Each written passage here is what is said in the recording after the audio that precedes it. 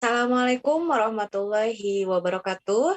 Selamat malam para pendengar dan pemirsa sekalian di seluruh tanah air dimanapun Anda berada.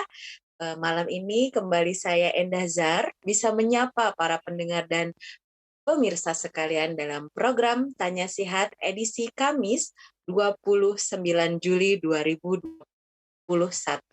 Oke, pada malam ini tema yang akan dibahas dalam program Tanya Sihat adalah terkait sebuah penyakit yang umum di masyarakat yang sering disebut dengan kencing manis.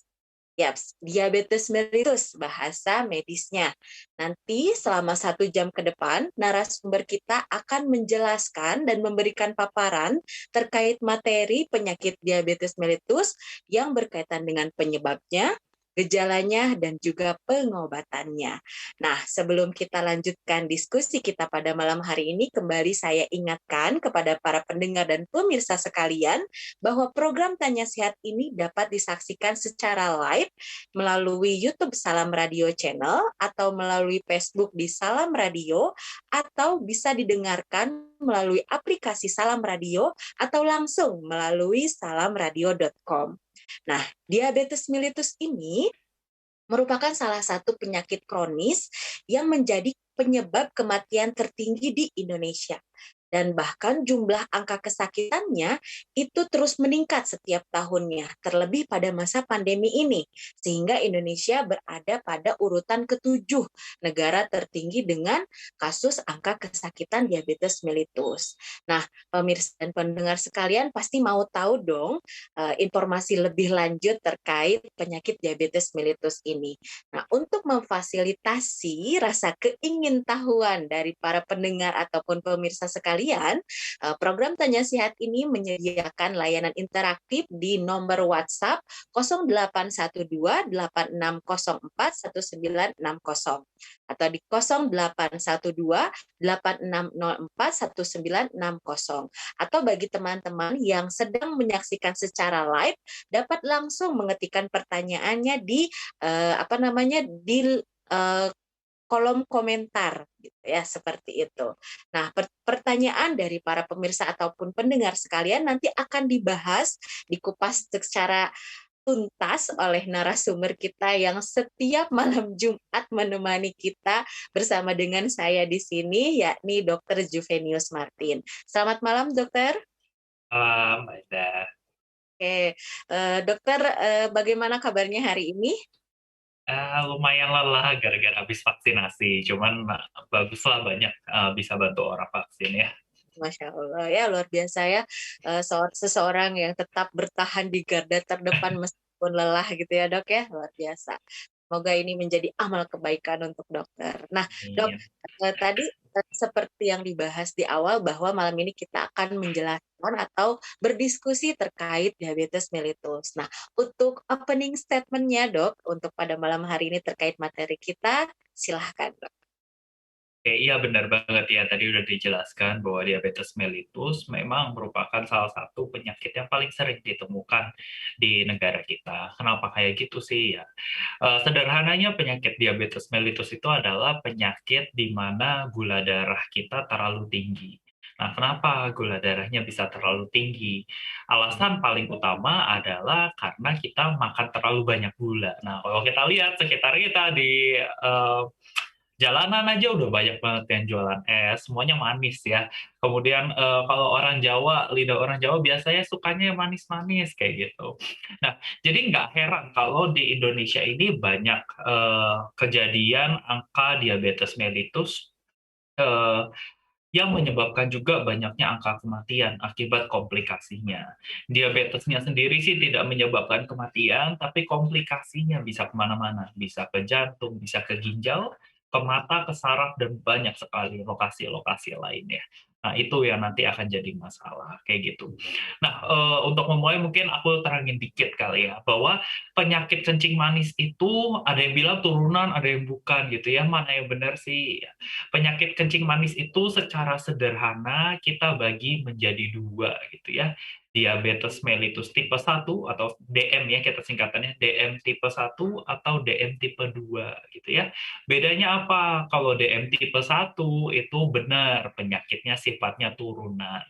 Nah, turunan itu artinya gejala yang biasanya munculnya pas kecil. Jadi kalau misalkan sakit dari kecil udah ada penyakit kencing manis, biasanya arahnya ke DM yang tipe 1 yang turunan. Kalau yang DM tipe 2 itu beda lagi. DM tipe 2 itu sifatnya didapat. Artinya akibat banyak faktor, salah satunya makanan manis gitu ya. Akhirnya seseorang yang tadinya tidak punya penyakit gula darah, jadi punya penyakit gula darah. Itu yang tipe 2. Jadi memang ada 2 tipe berbeda kayak gitu ya. Di Indonesia sendiri yang lebih sering tentunya yang tipe 2. Kenapa? Karena tipe 2 itu didapat dari makanan yang manis, dari gaya hidup kita. Nah, kalau kita ingat-ingat tadi, gaya hidup orang Indonesia biasa, apalagi masa pandemi, sukanya makan yang manis-manis, terus jarang olahraga ya, tetap di rumah aja sambil nonton dan lain-lain. Banyak nih angka kejadian diabetes mellitusnya jadi meningkat, terutama yang tipe 2. Itu Mbak Eda. Sekali tadi sekilas sudah disampaikan oleh Dokter Juven terkait macam-macam atau jenis dari DM ini atau diabetes mellitus ini. Tadi ada DM tipe 1 yang didapatkan, sementara DM tipe 2 ini mungkin lebih karena pola hidup kayak Dok ya, makan makanan yang terlalu manis, banyak makan makanan yang terlalu manis, kemudian juga kurang adanya aktivitas atau mageran gitu ya. Nah, kalau misalnya dilihat dari kondisinya sendiri gitu Dok ya. Diabetes mellitus ini seperti apa sih kondisinya gitu? Kenapa gitu nama umumnya itu orang-orang selalu bilangnya kencing manis. Apakah benar gitu kencingnya kalau dicicipin manis gitu Dok? Atau seperti apa gitu? Silakan Dok. Oke, kita masuk yuk ke pengertian diabetes mellitus ya. Maksudnya itu penyakit apa sih? Kenapa bisa sampai membuat kencing saya jadi manis gitu ya? Oke, jadi yang pertama kita harus tahu dulu bahwa tubuh kita ini banyak terdiri atas organ-organ ya. Ada otak, ada jantung ya, ada liver ya. Kalau diabetes mellitus, organ yang paling penting yang kita bicarakan adalah namanya pankreas, gitu ya. Organ pankreas ini punya satu fungsi, punya banyak fungsi, maaf. Salah satu fungsinya adalah untuk memasukkan gula yang kita makan ke dalam tubuh sebagai energi, kayak gitu ya.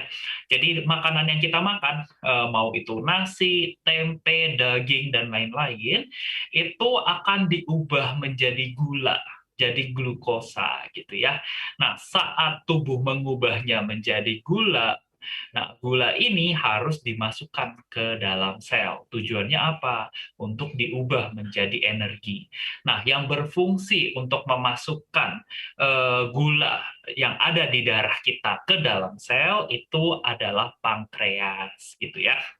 Nah, jadi dalam proses memasukkan gula ke dalam sel, itu pankreas mengeluarkan suatu hormon. Ya, hormonnya namanya insulin. Nah, sering dengar ya kalau orang DM pakai insulin, pakai insulin. Itu apa sih? Itu sebenarnya hormon yang dikeluarkan secara normal oleh pankreas. Fungsinya adalah memasukkan gula yang ada di darah ke dalam sel. Nah, pada penyakit diabetes, organ pankreas ini rusak. Akibatnya apa? Akibatnya gula yang harusnya pindah masuk ke dalam sel, akhirnya tetap berada di dalam darah. Akibatnya gula darahnya meningkat. Jadi walaupun kita makan banyak, ternyata gulanya stuck di dalam darah, tidak bisa pindah ke sel. Akibatnya selnya merasa saya kok nggak dikasih gula gitu. Akhirnya badan kita jadi lemes rasanya. Jadi salah satu gejala penting yang kita perlu tahu pada pasien-pasien dengan diabetes mellitus adalah rasa lemas kayak gitu ya. Nah, akibat gula yang di darah tidak bisa pindah ke sel karena pankreasnya rusak, maka gula darahnya menumpuk. Jadi makin tinggi, makin tinggi, makin tinggi. Nah, organ yang fungsinya untuk mencuci darah kita itu namanya ginjal. Ginjal itu berfungsi mencuci darah kita dan membuat eh, air seni gitu ya, atau yang kita sebut secara awam sebagai kencing kayak gitu ya.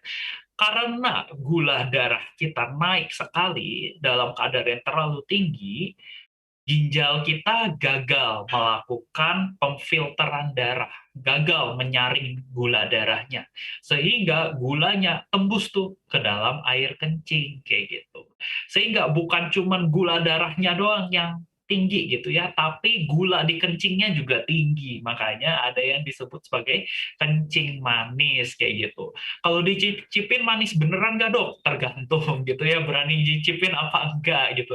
Tapi kalau dalam kadar terlalu tinggi memang air kencingnya beneran jadi manis. Dan yang kedua, kalau kencingnya nggak lupa disiram gitu ya, bisa aja disemutin gitu. Karena semut kan suka sama yang manis-manis gitu ya. Bisa aja air kencingnya sudah mengering itu disemutin jadinya karena banyak gula di sana kayak gitu. Jadi istilah orang-orang awam bener banget. Eh, Penyakitnya disebut sebagai kencing manis. Kenapa ya? Karena memang banyak gula di air kencingnya kayak gitu. Baik.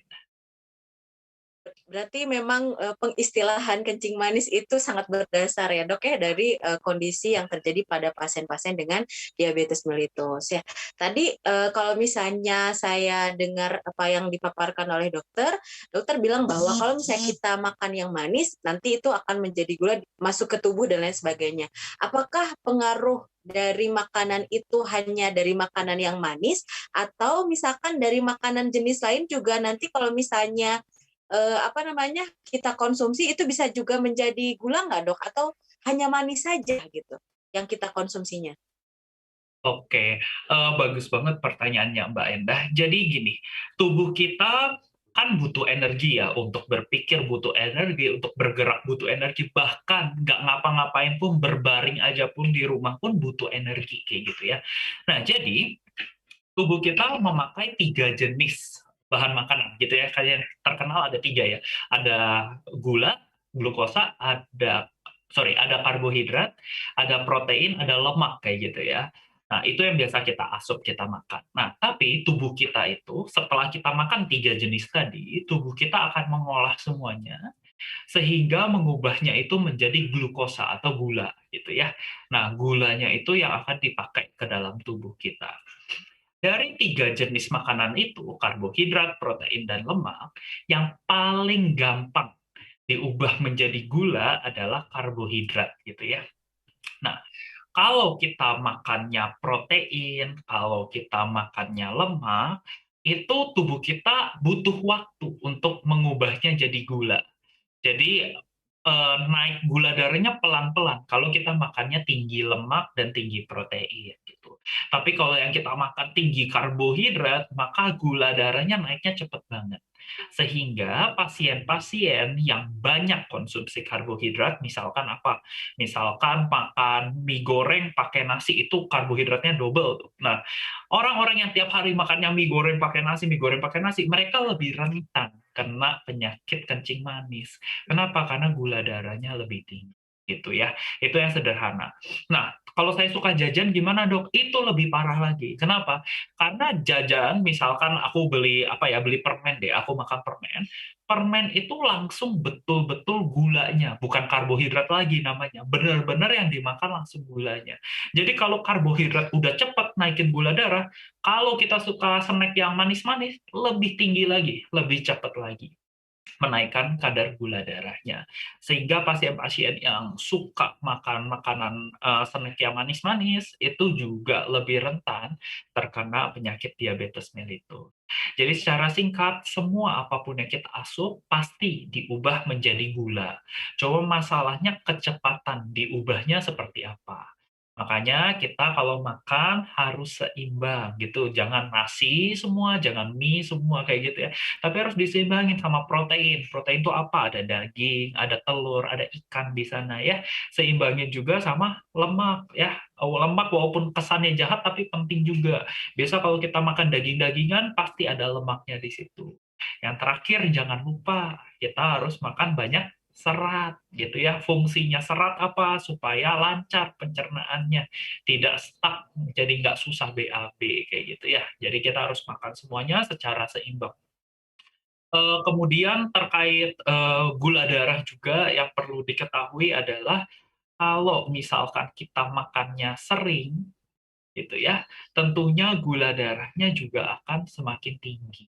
Maka biasanya penyakit-penyakit diabetes mellitus lebih sering ditemukan pada orang-orang yang gemuk. kayak gitu.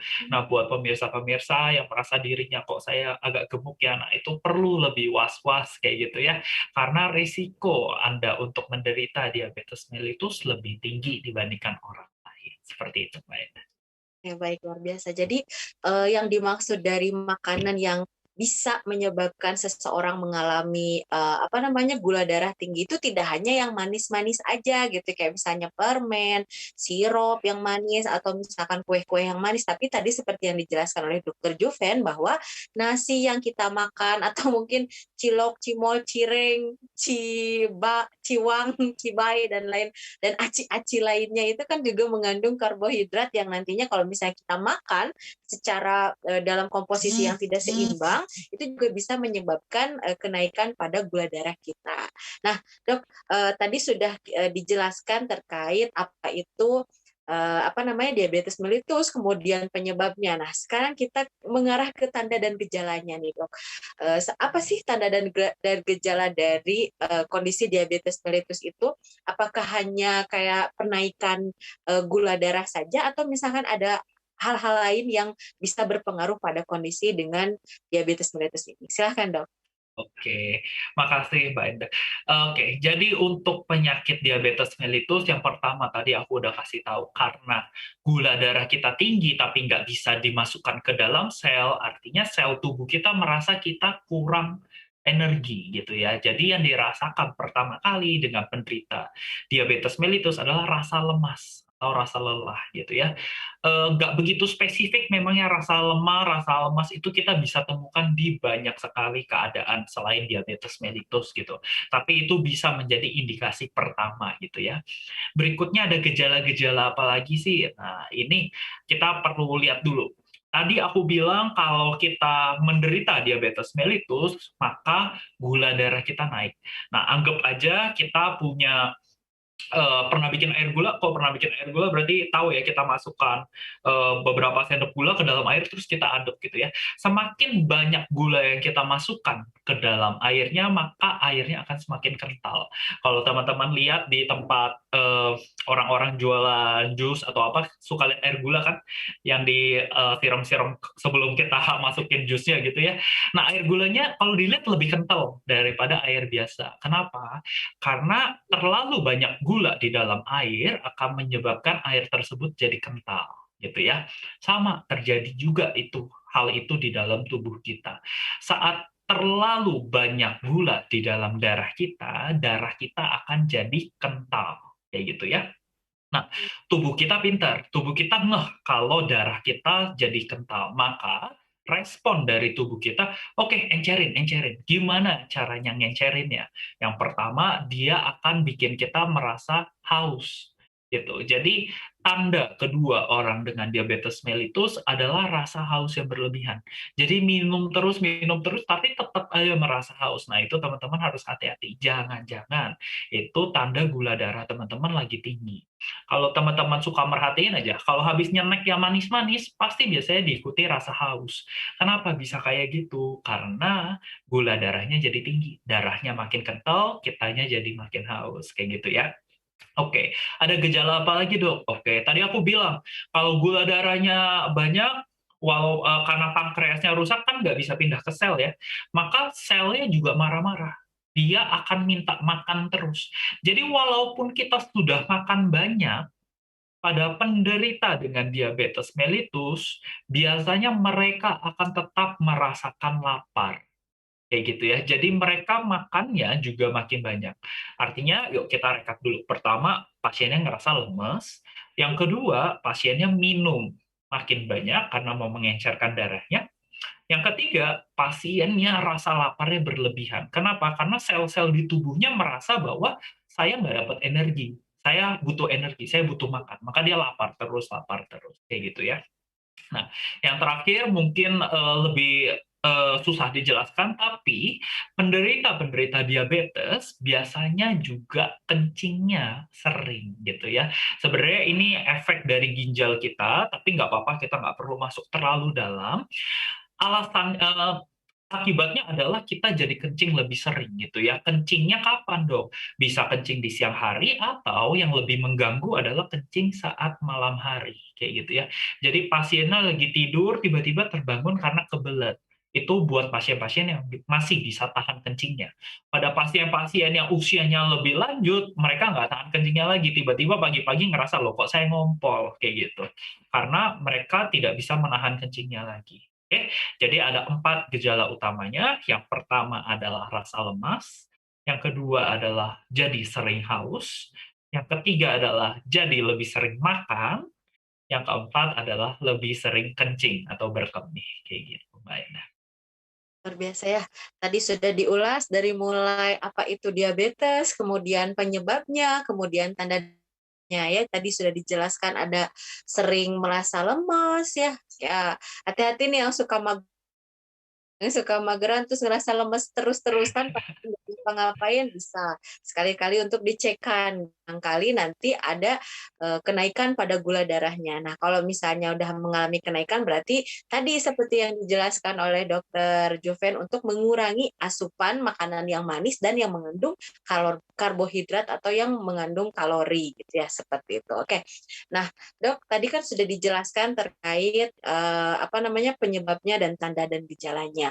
Nih kalau misalnya gitu ya dok, ini mah misalnya gitu ya, tapi amit-amit gitu ya, saya iseng gitu ya dok ya, ngecek ke dokter gitu misalkan, terus ternyata gula darah saya teh tinggi, tapi saya tidak merasakan tadi tanda-tanda yang dokter bilang kayak misalnya sering pipis, sering apa namanya lapar, kemudian nggak merasa lemas, tapi pas dicek gula darah saya tinggi, apakah itu saya dikatakan diabetes mellitus dok? Oke, bagus banget. Jadi diabetes mellitus itu pertama, diagnosisnya tidak harus dari tanda dan gejala aja. Jadi bisa aja ada seseorang yang sakit diabetes tanpa mengalami gejala-gejala yang tadi saya katakan, kayak gitu. Itu akibatnya pentingnya yang namanya medical check up, kayak gitu ya. Kita sering-sering periksa kesehatan minimal setahun sekali gitu ya.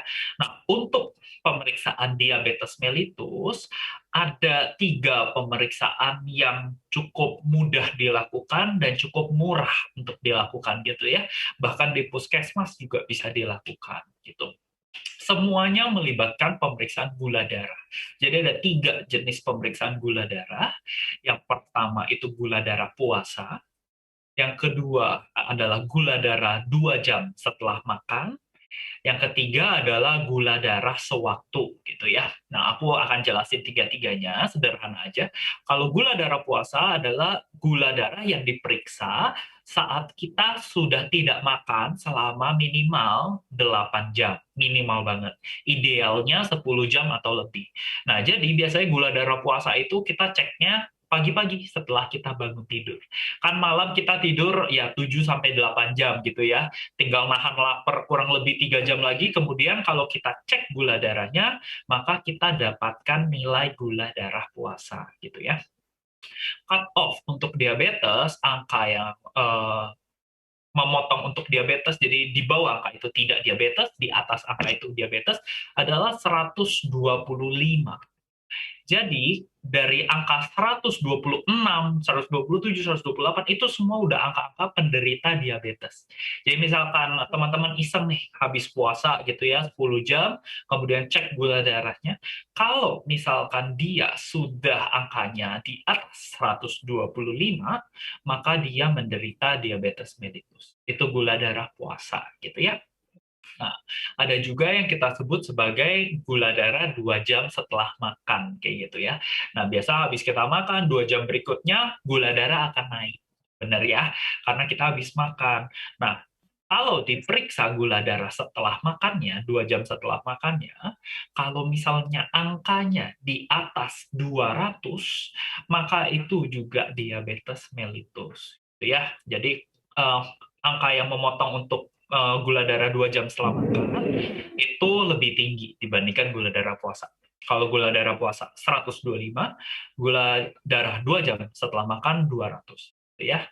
Yang terakhir gula darah sewaktu. Kita iseng aja, benar-benar sewaktu aja, lagi pengen, lagi sempat kita cek gula darahnya langsung, lihat angkanya berapa, itu juga bisa mengarahkan kita ke diagnosis. Jadi kalau gula darah sewaktu, cut off-nya, pembatasnya juga 200, sama kayak 2 jam setelah makan. Jadi misalnya gula darah sewaktu itu, misalnya aku lagi di rumah sakit di IGD, nggak mungkin pasiennya sempat puasa dulu kan, atau nggak mungkin pasiennya mungkin ditanya terakhir makan kapan, mungkin nggak 2 jam yang lalu gitu. Nah itu kalau dicek gula darahnya namanya gula darah sewaktu kayak gitu. Nah gula darah sewaktu ini itu tidak bisa berdiri sendiri. Jadi kalau gula darah puasa di atas 125 langsung sakit, kalau gula darah 2 jam setelah makan di atas 200 langsung sakit, kalau gula darah sewaktu di atas 200 belum langsung sakit. Harus ada gejala-gejala yang tadi aku sebutin. Harus ada lemesnya, harus ada makan banyak, kencing banyak, minum banyak, itu baru bisa dibilang sakit diabetes gitu ya. Nah, jadi pemeriksaan sederhana yang bisa teman-teman lakukan dan lumayan murah gitu ya, relatif murah, itu adalah pemeriksaan gula darah. Bisa dilakukan di mana aja, Dok? Bisa di puskesmas gampang, di klinik-klinik semua juga pada bisa lakukan karena alatnya kecil, sederhana banget. Tuh, Mbak Endah. Ya, luar biasa ya. Tadi dijelaskan tuh pemeriksaan-pemeriksaan yang bisa teman-teman lakukan, baik para pendengar ataupun pemirsa sekalian, untuk mengetahui apakah gula darah kita ini dalam batas normal atau malah tinggi seperti yang tadi dijelaskan ya, batasan-batasan. Nah, sebelum kita masuk ke dalam pembahasan pengobatan, saya sekarang membuka kembali WhatsApp interaktif untuk para pendengar ataupun pemirsa sekalian yang ingin bertanya seputar penyakit dari diabetes mellitus ini. Apakah itu tadi definisinya ya, tadi penggambarannya yang dijabarkan oleh Dr. Jeven, atau tanda dan gejalanya, atau penyebabnya. Nah, para pemirsa ataupun pendengar sekalian bisa mengirimkan pertanyaannya di 0812 8604 1960. Nah, sekali lagi saya ulang 0812 8604 1960. Atau untuk pemirsa yang sekarang lagi live streaming di YouTube ataupun di Facebook, silahkan diketikkan gitu pertanyaan-pertanyaan yang membuat bingung terkait kondisi dari diabetes mellitus ini. Nah, ya, mungkin ini dari pertama ya, Dok ya, sudah mulai masuk pertanyaan dari para pemirsa WhatsApp, yakni sebentar. Oke, tentang usianya, Dok. Tentang usia dari penderita dengan diabetes ini. Apakah saya yang berusia di bawah 20 ini bisa terkena penyakit diabetes mellitus atau tidak? Seperti itu, Dok. Silakan, Dok. Jadi tadi kan aku jelasin ada 2 jenis ya tipe diabetes mellitus ya atau kencing manis. Ada yang tipe 1 itu turunan sifatnya, ada yang tipe 2 atau didapat karena kita sering gaya hidupnya nggak beres lah gitu ya. Kalau yang tipe 1 itu dari kecil biasanya, di bawah 20 tahun biasanya udah keluar, remaja pun udah keluar gitu ya banyak. Kenapa kayak gitu? Karena yang tipe 1 ini bukan masalah kita banyak makan manis gitu ya. Yang tipe 1 itu problemnya adalah tubuh kita sendiri menghancurkan organ pankreasnya, sehingga kalau organ pankreasnya rusak ya berarti gula darahnya akan naik kayak gitu. Nah itu terjadi secara turunan, jadi sulit untuk dicegah kayak gitu ya. Itu terjadinya di bawah usia 20 tahun. Nah, tapi kalau untuk yang tipe 2, dulu banget, itu tuh cenderung tidak mungkin terjadi di usia 20 tahun. Biasanya akan terjadinya di usia 40 tahun ke atas, kayak gitu ya. Nah, tapi seiring dengan bertambahnya pedagang-pedagang makanan dan minuman manis gitu ya, maka usia kita untuk menderita yang tipe 2 ini juga turun dari 40 jadi 30. Sekarang usia 20-an juga banyak yang udah kena diabetes mellitus yang tipe 2. Kenapa? Karena mereka konsumsi makanannya tidak dijaga, olahraganya juga jarang, sehingga mereka mulai kehabisan cadangan insulin. Jadi pankreasnya seakan-akan gila-gila, banyak banget nih gula yang harus dimasukkan ke dalam sel. Saya udah nggak mampu lagi, sehingga akhirnya pankreasnya kecapean, tidak lagi mengeluarkan insulin, gula darahnya jadi naik. Jadi sederhananya untuk menjawab usia 20 tahun mulai terlihat ada orang-orang dengan penyakit diabetes mellitus sekarang, karena gaya hidupnya nggak baik. Artinya kita yang usia 20-an atau yang usia 30-an jangan tenang-tenang aja gitu ya. Tetap tegakkan pola hidup yang sehat, makan yang beres gitu ya, olahraga yang betul. Jadi, kalau misalnya melihat dari kondisinya gitu ya, semakin ke sini karena banyak sekali pola hidup dari remaja yang kurang baik, makanya, memungkinkan apa namanya, individu-individu yang di bawah 30 tahun pun bisa terkena diabetes mellitus ya, seperti yang tadi dijelaskan oleh, Dokter Joven. Nah, Dok, kalau misalnya dilihat dari tanda dan gejalanya, apakah ada perbedaan gitu bagi para penderita yang masa muda gitu, masa apa, dari muda udah mengalami diabetes atau pada saat tua dia mengalami diabetes? Apakah ada perbedaan, Dok? Atau sama aja gitu ciri-cirinya atau tanda dan gejalanya? Oke, tanda dan gejalanya kurang lebih sama, tapi yang berbeda adalah persepsinya. Jadi Mhm. biasanya kalau orang yang masih muda ngerasa sering haus, ngerasa sering makan, mereka nggak begitu menghiraukan, gitu ya. Tubuhnya lemes pun mereka tetap kuat kerja dan lain-lain, kayak gitu. Sehingga pada orang-orang yang usianya lebih muda, mereka cenderung lebih kuat terhadap peningkatan gula darah. Nah, ini bukan hal yang baik ya, ini hal yang justru bisa berbahaya. Kenapa? Karena gula darahnya makin tinggi, tapi mereka merasa mereka baik-baik aja, maka mereka melakukan aktivitas sehari-hari seperti biasa kan. Akibatnya gula darahnya makin tinggi, makin tinggi, makin tinggi, saat nyampe di IGD, gula darahnya udah tinggi banget. Kalau tadi aku bilang 200 aja udah batas orang normal, biasanya orang-orang muda yang datang, akibat, gula darah yang terlalu tinggi bisa datang dengan angka 600, 700 dan lain-lain kayak gitu ya. Itu yang namanya krisis hiperglikemi, kalau teman-teman mau googling bisa gitu ya. Nah, kalau orang tua mereka cenderung, satu sudah tahu mereka punya penyakit gula, jadi mereka satu lebih waspada kalau ada gejala-gejalanya. Yang kedua, biasanya mereka sudah diberikan pengobatan kayak gitu, sehingga mereka juga paham gitu ya, ngecek gula darah kapan gitu, terus, makanan yang harus dimakan manisnya seberapa banyak mereka sudah bisa nakarin gitu. Nah, jadi sehingga orang-orang tua biasanya kalaupun masuk ke rumah sakit gitu ya, gula darahnya tidak separah itu, tidak separah orang-orang yang masih muda, kayak gitu. Tapi, untuk gejalanya kurang lebih sama aja, cuman persepsinya aja yang berbeda. Jadi, bagaimana cara pandang atau bagaimana dia mempersepsikan terkait penyakit ini yang berbeda antara pada penderita muda atau pada penderita yang sudah lanjut usia gitu ya, Dok, ya. Oke, Dok, ini ada pertanyaan, Dok, dari, para pendengar dan pemirsa sekalian yang bertanya gitu ya, Dok, ya. Ini katanya, "Dok, ada penderita diabetes setelah dilakukan amputasi. Menurut pengakuan pasien, 3 dokter bedah yang melakukan amputasi itu meragukan kalau dirinya itu menderita diabetes. Apakah hal seperti itu bisa terjadi, Dok?" Seperti itu. Jadi dia ini, katanya dilakukan amputasi akibat dari luka yang dirasakan. Nah, tetapi 3 dokter bedah yang melakukan amputasi meragukan kalau pasiennya ini adalah penderita diabetes. Mungkin bisa dijelaskan, Dok, agar, apa namanya, para, penanya ini mendapatkan jawaban dari kebingungannya gitu, Dok. Silahkan.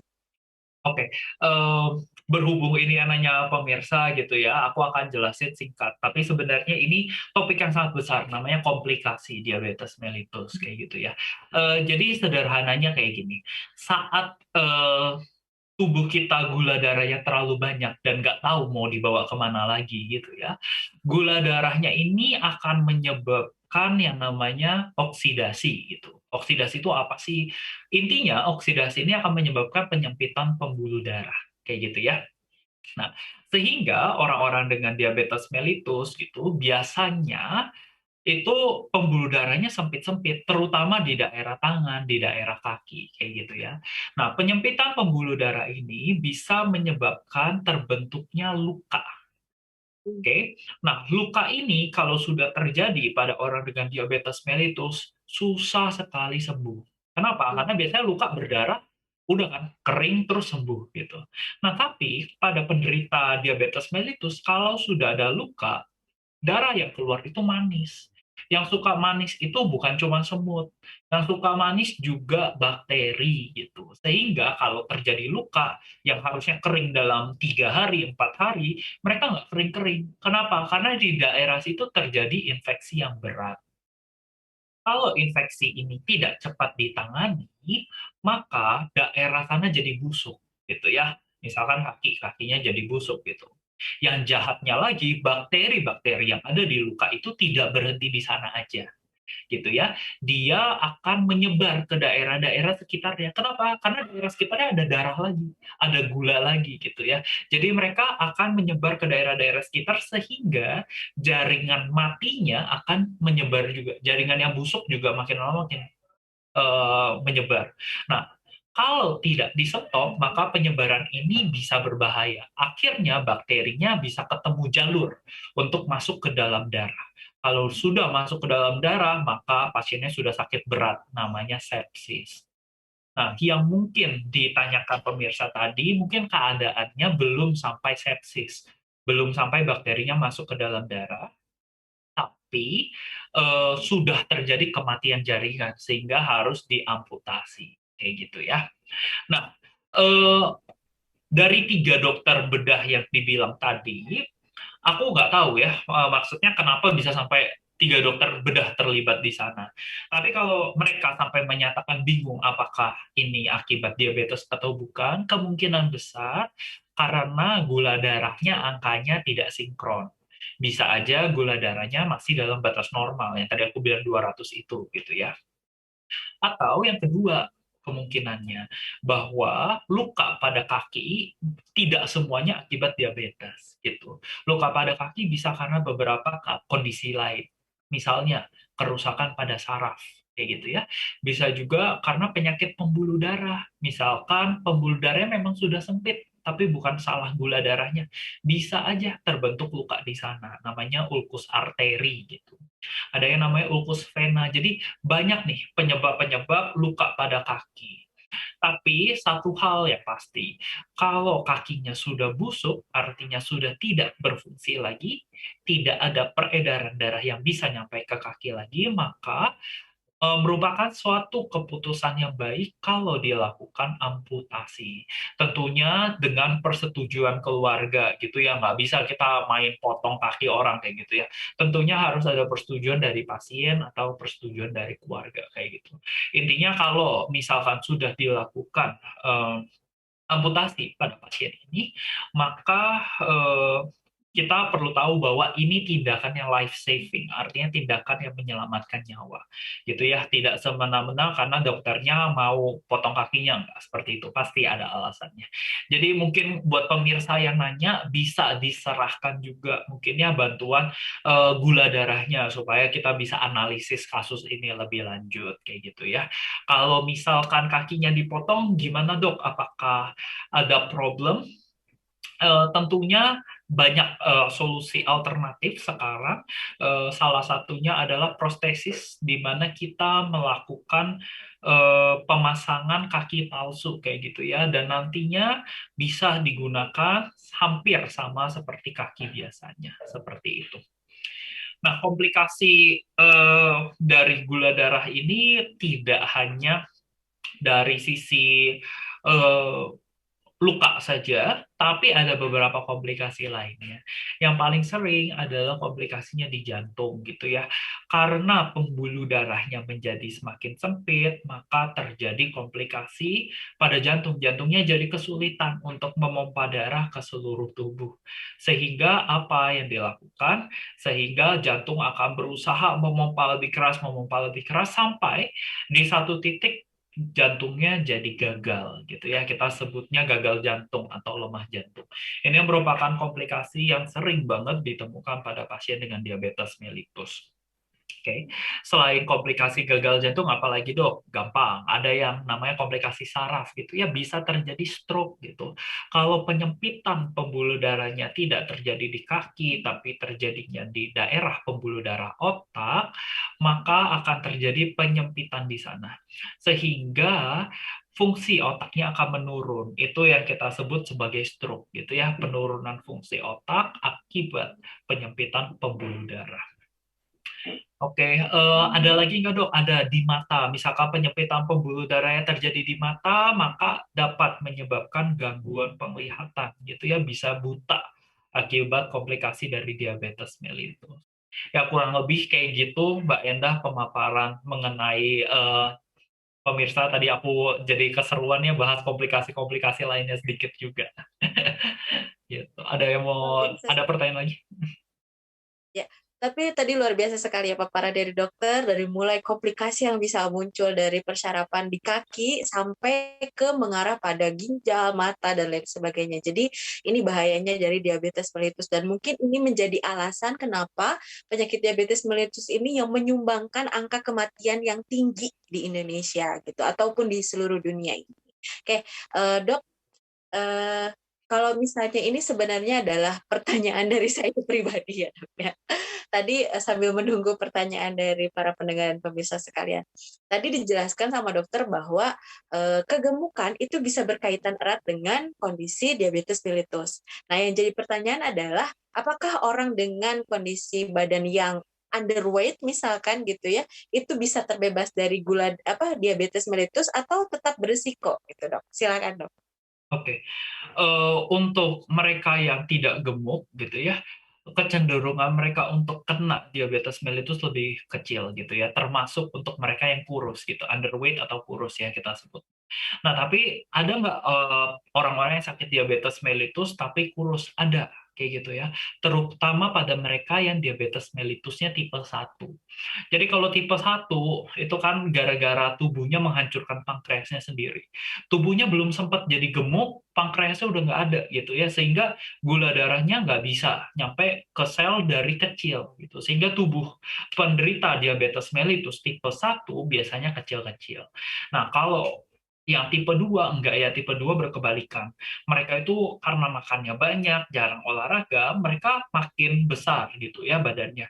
Saking besarnya, pankreasnya udah nggak mampu lagi membantu mengeluarkan insulin untuk memisahkan gula darahnya ke sel-selnya. Sehingga di tipe 2, kecapean lah pankreasnya.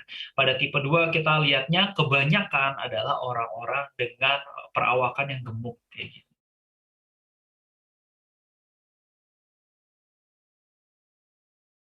Tadi sudah dijelaskan ya oleh dokter bahwa baik yang kurus atau yang gemuk tetap memiliki resiko gitu ya, meskipun untuk kondisi yang di M tipe 2 ini yang kurus cenderung rendah gitu ya resikonya gitu ya.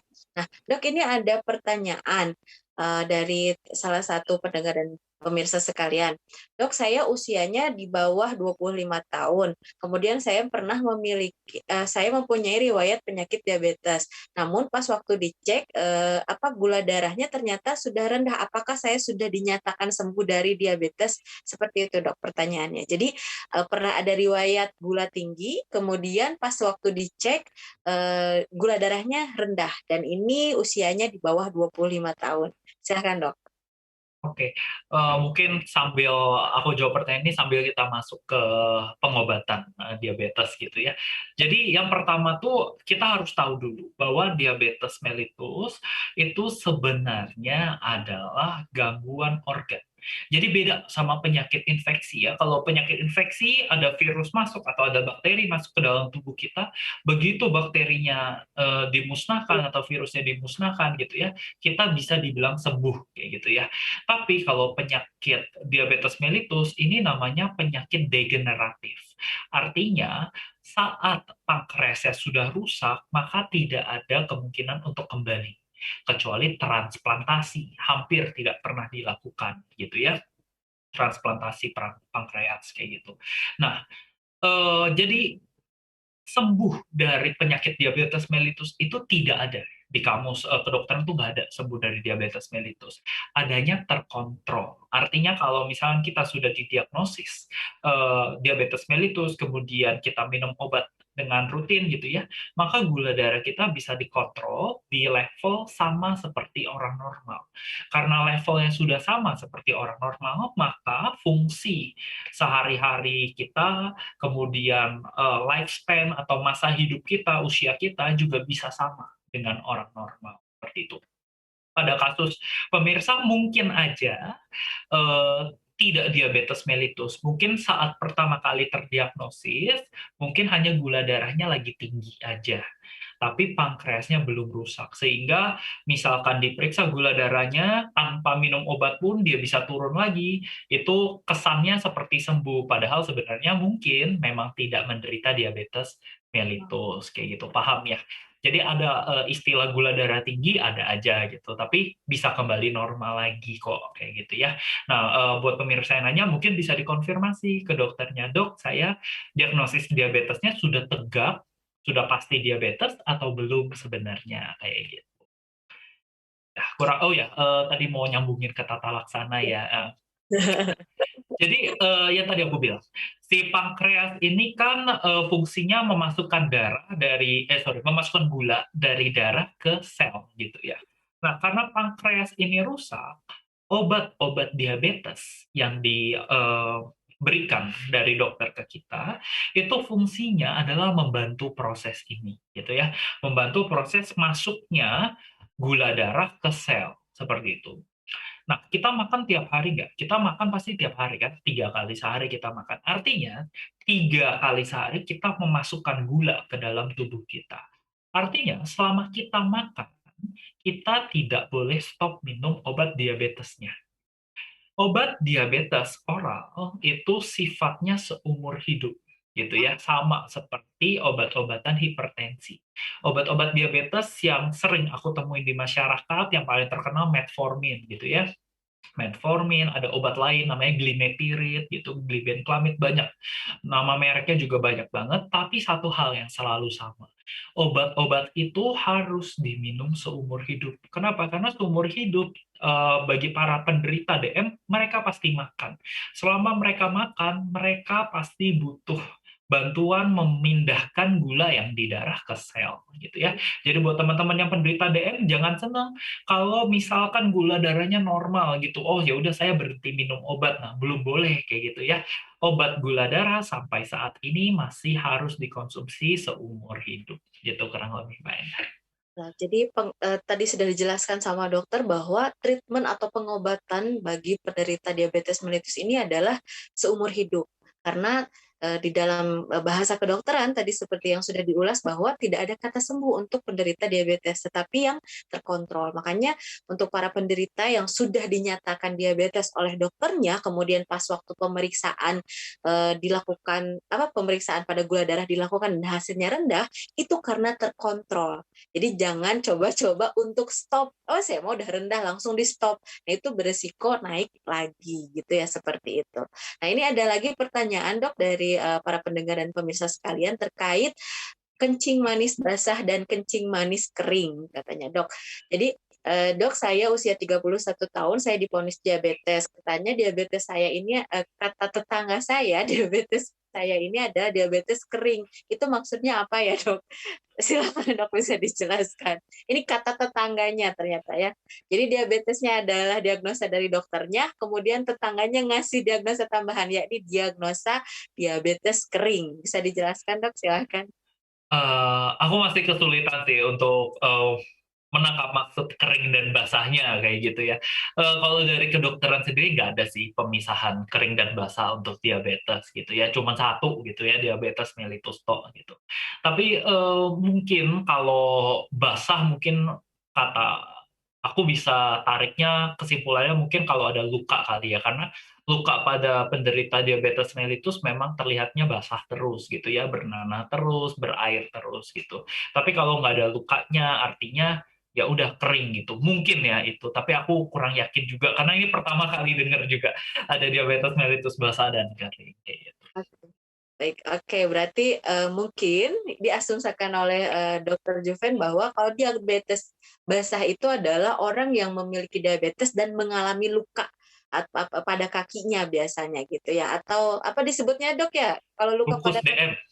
ya ulkus diabetes mellitus, atau misalkan kalau misalnya diabetes, orang dengan diabetes kering itu adalah orang yang tidak memiliki luka gitu, mungkin ya seperti itu. Oke, baik Dok. Sambil menunggu lagi nih pertanyaan-pertanyaan yang muncul dari para pendengar dan pemirsa sekalian. Kalau dari saya pribadi nih Dok, kan di apa namanya di masyarakat itu beredar ada namanya daun insulin. yang katanya itu bisa menurunkan gula darah. Apakah itu sudah bisa terkonfirmasi gitu dok, atau itu hanya kayak kabar burung aja gitu dok? Seperti itu, silakan dok. Oke, satu hal yang perlu kita ketahui soal insulin, insulin itu adalah senyawa yang dihasilkan oleh pankreas, ya, untuk memasukkan gula dari darah ke sel, gitu ya. Jadi insulin ini sebenarnya hal yang bisa diproduksi oleh tubuh kita sendiri. Tapi pada penderita diabetes mellitus, mereka rusak pankreasnya, jadinya insulinnya nggak keluar. Karena itu kita ganti. Salah satu metode gantinya adalah memasukkan insulin dari luar gitu ya, disuntikan insulinnya. Nah, insulin sama sekali tidak dibutuhkan oleh tumbuhan gitu ya. Karena tumbuhan itu tidak punya kesulitan memasukkan gula ke dalam selnya seperti manusia dan hewan-hewan lainnya. Yang menghasilkan insulin adalah hewan, kayak gitu ya. Bahkan dulu insulin yang kita temukan pertama kali itu kita ambilnya dari hewan gitu ya. Ada bovine insulin itu kita ambilnya dari sapi kayak gitu. Kenapa? Karena kita tahu bahwa hewan-hewan tersebut memproduksi insulin.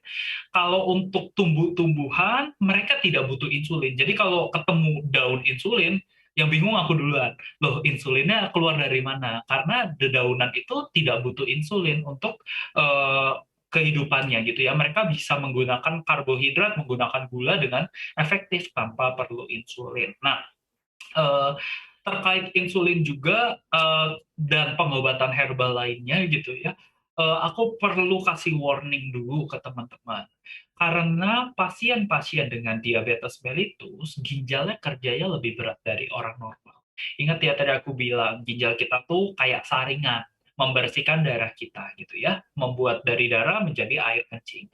Nah, karena gula darah kita tinggi, maka tugas dari ginjal kita untuk menyaring gulanya itu kan udah berat. Jadi kerja ginjal pada pasien dengan diabetes mellitus itu udah lebih berat daripada orang normal. Sehingga kalau kita memberikan obat-obatan yang belum ada BPOM-nya lah gitu ya, belum disetujui oleh BPOM sebagai obat diabetes mellitus, maka bisa berpotensi memberatkan lagi kerja ginjal yang sudah berat. Sehingga keadaan gagal ginjal pada pasien-pasien dengan diabetes mellitus itu lumayan tinggi. Satu, karena gulanya, yang kedua, karena pengobatan-pengobatan herbal ini. Aku nggak bilang pengobatan-pengobatan ini tidak ampuh atau salah ya, cuman aku memberikan warning untuk berhati-hati kalau memang mau mencoba pengobatan-pengobatan herbal ini. Karena diabetes mellitus itu pengobatannya banyak yang sudah murah gitu ya. Bisa diambil di puskesmas setiap bulan, bahkan dengan harga yang gratis kalau kita punya BPJS kayak gitu. Sehingga menurutku resiko menggunakan obat herbal dibandingkan obat-obatan ini lebih resiko obat-obatan herbal gitu. Banyak sekali yang aku lihat promo-promo bilang bahwa diabetes mellitus saya sembuh gitu ya. Agak aneh buat saya karena dari sisi kedokteran diabetes mellitus tidak bisa sembuh kayak gitu. Sehingga hati-hati buat teman-teman yang diiming-imingi iklan-iklan seperti itu gitu ya.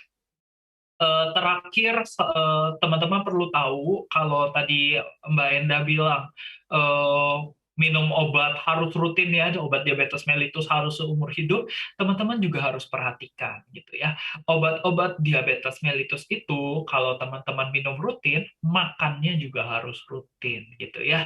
Buat teman-teman yang berpuasa, misalkan lagi di bulan puasa, sebelum puasa obatnya dikonsultasikan dulu ke dokternya. Kadang ada yang dosisnya perlu diturunkan, ada obat yang perlu dihentikan, dan lain-lain gitu ya. Jangan minum terus atau jangan stop sama sekali gitu. Jadi menjelang bulan puasa dikonsultasikan, dok ini dosis obat gula darah saya.